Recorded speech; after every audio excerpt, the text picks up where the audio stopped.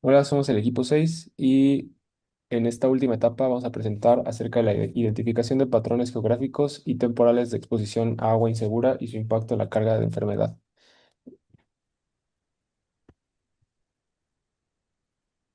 Bueno, el problema que identificamos nosotros es el acceso al agua potable, siendo un gran desafío en la salud pública global. Según la Organización Mundial de la Salud y la UNICEF, alrededor de 2.000 millones de personas consumen agua contaminada con materia fecal. Esto incrementa significativamente el riesgo de enfermedades infecciosas, gastrointestinales y mortalidad prematura, particularmente en países de ingresos bajos y medios. Para estudiar este problema a escala global, utilizamos un dataset desarrollado por el Institute of Health Metrics and Evaluation de la Universidad de Washington. Esto comprende aproximadamente 37 millones de registros y 6.5 gigabytes de información epidemiológica sobre más de 200 países y territorios, cubriendo un periodo de entre 1990 a 2021.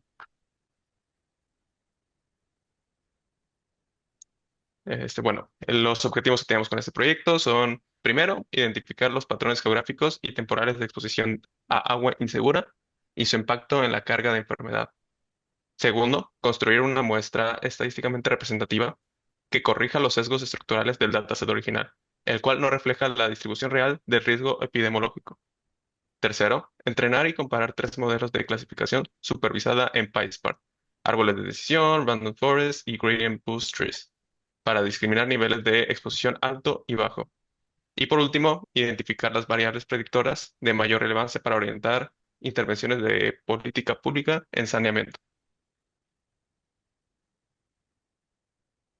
Como primera etapa, necesitábamos entender cómo se distribuye el dataset. Entonces, para poder tomar una muestra, hicimos una caracterización de la población y exploramos los datos.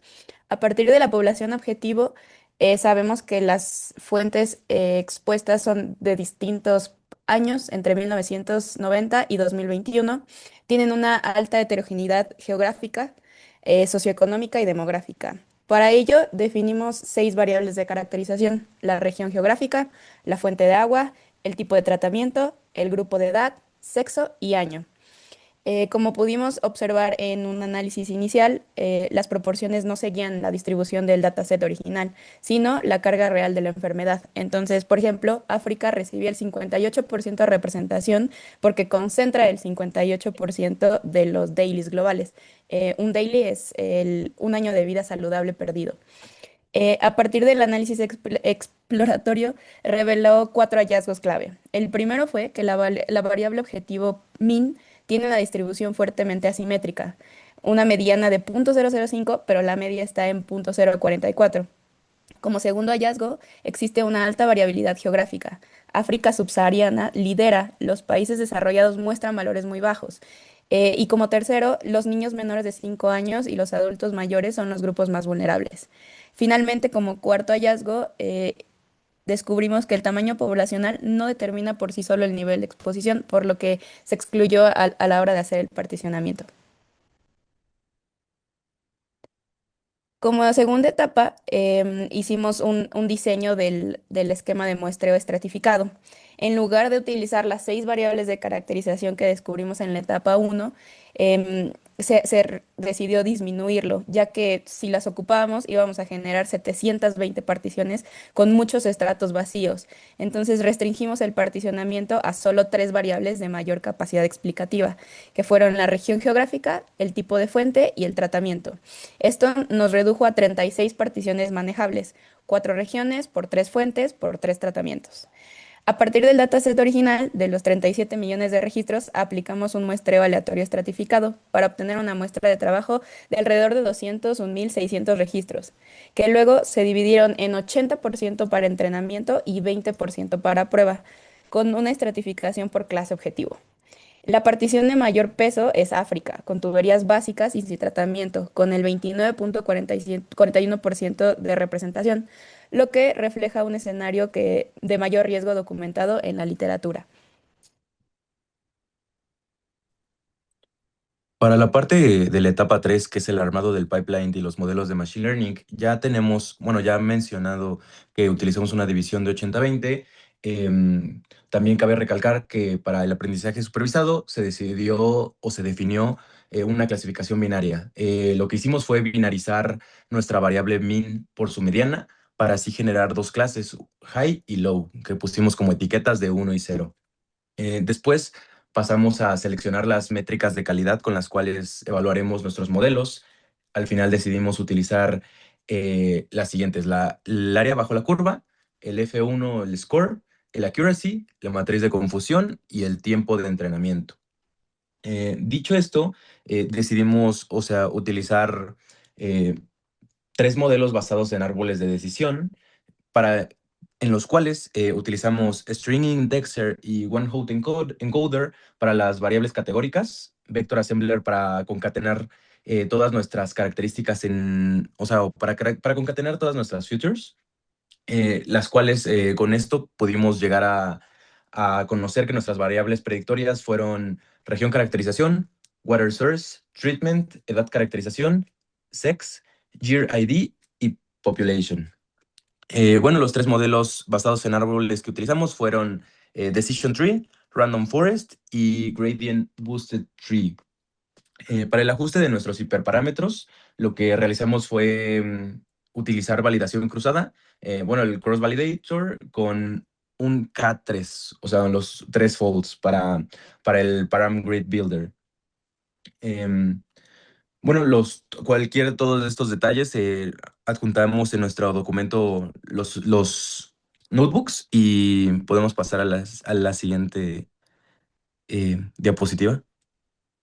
Y a continuación podemos ver los resultados, que podemos ver que nuestro mejor modelo fue el Random Forest, que nos dio un área bajo la curva de un 0.9696, lo cual también o sea, que se presenta también el mejor resultado en nuestra F1 score con un 0.8910 y un accuracy de 8910 igual. Bueno, pasamos a lo que es la interpretabilidad del modelo y la ventaja de esto es que pues nuestra solución no se queda solo como una caja negra, sino que además de clasificar con un buen desempeño, como ya mencionamos en las métricas, pues también nos ayuda a identificar qué factores deberían priorizarse si se busca, en este caso, reducir la exposición al agua insegura. Aquí el resultado más importante es que el tratamiento del agua concentra aproximadamente el 56% de la importancia total. Y esto quiere decir que para el modelo, saber si el agua recibe algún tipo de purificación doméstica, como, no sé, hervir, filtrar o no tratarla o clorar incluso, es un factor que más nos ayuda a distinguir entre niveles altos y bajos de exposición. También en segundo lugar tenemos la región geográfica con 23% y esto confirma que la exposición no está distribuida de manera uniforme en el mundo, sino que también depende mucho del contexto regional, que es algo que ya estábamos viendo en las diapositivas previas. En tercer lugar tenemos a la fuente de agua con 15%, que también es relevante, aunque un poco menos que pues, las otras dos, sobre todo el tratamiento, que es la que de calle se lleva a las demás. Las otras variables que salen aquí, como la población, el año, la edad y el sexo, pues tienen menor importancia en la clasificación y esto no quiere decir que no sean relevantes desde el punto de vista epidemiológico, sino que para esta tarea específica de clasificación binaria y para nuestro modelo, pues aportan menos que las otras tres variables para eh, relacionarlas directamente con el acceso y tratamiento del agua. Luego podemos ir a las conclusiones de nuestra solución. Eh, el modelo Random Forest fue el de mejor desempeño general, como ya pudimos ver en los resultados. La diferencia realmente es muy chiquita entre train y test. Y pues la diferencia entre esta diferencia fue como de 0.0011, entonces no hay un sobreajuste significativo realmente, entonces creo que está bastante bien. Hablamos también de la interpretabilidad, que bueno, ahí el hallazgo más relevante es el tratamiento del agua. También sabemos que la región geográfica y la fuente de agua siguen siendo variables muy importantes.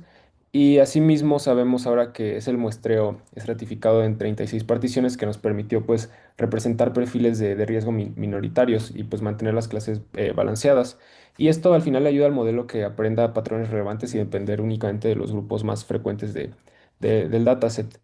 Y bueno, todo este proyecto se realizó con PySpark, Google Colab, y pues nos permitió construir un pipeline viable para trabajar con una muestra bastante grande de 201,000 registros. Y pues sí, El proyecto demuestra que es posible entrenar modelos escalables con un buen desempeño y además con resultados interpretables. Muchas gracias.